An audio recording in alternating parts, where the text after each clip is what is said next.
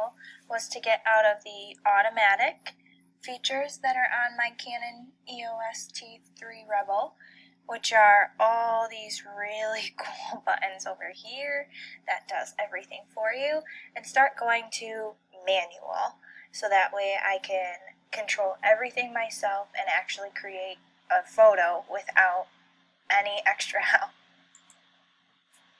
Now here's some of the videos that I used from YouTube. This first video showed me kind of the buttons of the camera and how to adjust things.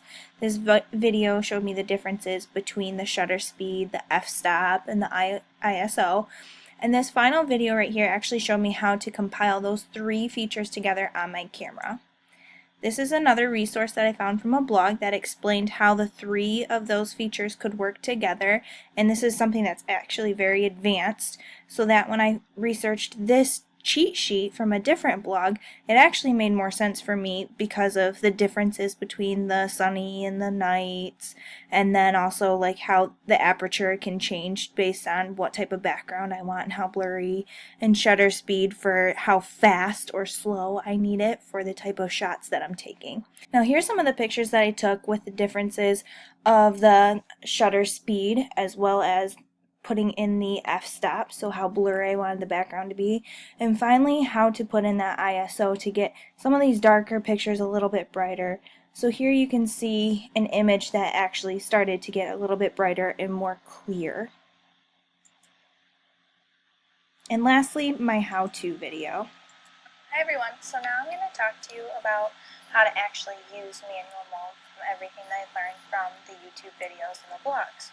So the first thing that I learned to do was start to adjust the shutter speed. The shutter speed is this right here, and in order to control that, you slide this dial that rotates back and forth. So when I rotate it to the left, it's going to actually make a smaller number. When I rotate it to the right, it's going to use a bigger number. Now for a portrait, like I've been doing of just of my dog, between anything higher than 1/8 and somewhere around like 160 will get a good portrait. It's really how fast it will click, and you'll hear it between the camera. So here's at 1/6. You'll hear it go really, really slow. And then here's all the way up at 1/2000th, which is actually something more so for sports. It's going to be much, much faster. So it's just focusing right now. So you can hear it click much faster. So now I'm going to talk to you about aperture, or the f-stop number. Now, if you want something that has a blurrier background for portraits, you're going to want to use a lower number. If you want something that's very sharp and crisp and you can see everything clear, you're going to want to use a bigger f-stop number. Now for my dog, I ended up having to use a number more so in the middle because of her movement.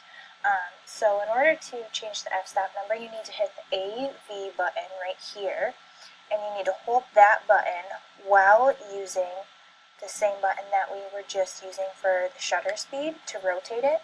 And when you're holding both of them, you can see the number going up and you can see the number going down between the two of them. So I actually set my f-stop number at about 5 in order to capture a good image of my dog. The last thing that I'm going to talk to you about is the ISO, which means the light sensitivity for the camera, which, since I've been inside taking all of my photos, I actually want a very high light sensitivity because it's so dark inside. So what you need to do for that is within your 4 arrows on your camera, this top button, and you can see where it says ISO. Now you can click the 6,400, the 32,000, or the 1,600. Now, according to one of the diagrams that I read, it said that since I'm indoors and dark lighting, that I should be to 1,600 and 3,200.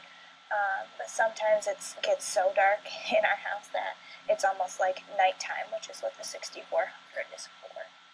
Here's some photos of me first messing with the shutter speed, then messing with the f-stop or aperture, and then finally adding on the ISO, so the amount of light that I'm letting in. And as you can see, when you play around, you can really get photos that you truly love. If you have any comments or questions, please share.